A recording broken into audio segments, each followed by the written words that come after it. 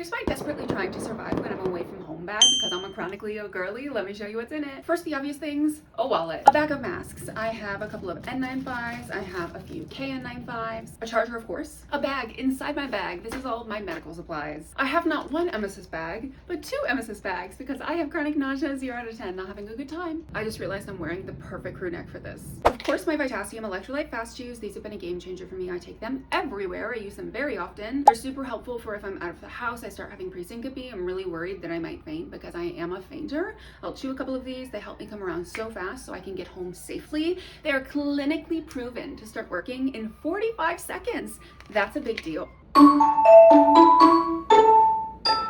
Obviously, if you have POTS or another type of dysautonomia, you can probably relate to this. I'm a sweaty girl. I'm a really sweaty girl. Sometimes I'm also very cold, but my heat intolerance is what takes me out. So, of course, I have several temperature regulation products in my bag. The first being my neck fan. I will not go anywhere without my neck fan. I wear her all the time. She's amazing. She's a life changer. Highly recommend it. Next, I have a hand fan. I love it, even though it's a little loud. And if this one dies, I also have another hand fan. This one is also a charger and a flashlight. And that's not all. I also always make sure that I have a couple of disposable ice packs. Obviously, it's not ideal to have ice packs that are disposable, but these are so helpful to just keep in my bag so I can just pop them and have them cold whenever I need them, rather than using reusable ice packs and then they might not stay cold when I need them. This one is going to seem wild, but I keep a perennial cold pack in my bag because they're really long, as you can see, and if I'm having really bad pre-syncope and I'm like, oh my gosh, I really might pass out, I'll pop one of these, either put it on my neck, back of my neck, sometimes in my bra,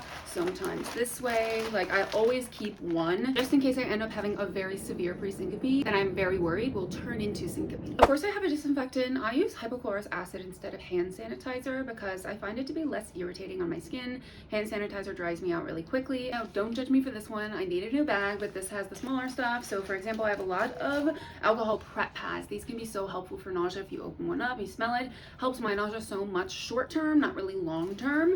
And then I also have, let's see, I have Zofrans, I have Tylenol, ibuprofen. I have a little first aid kit, which honestly is not much of a first aid kit. There's basically just band-aids in here and then a little bit of tape and like 2 pieces of gauze. And then I try to keep a couple of snacks with me. So I like peanut butter Ritz crackers. They have a little bit of salt on them, which is great. Sometimes I keep little bags of like sour candy because I find that sour candy also helps my nausea. And of course, just like Ritz crackers. Hand lotion, of course, because I wash my hands way too much since I have contamination of city and they're very often very dry. So I gotta have this. So that's what I have in my desperately trying to survive while I'm away from home bag. What's in yours?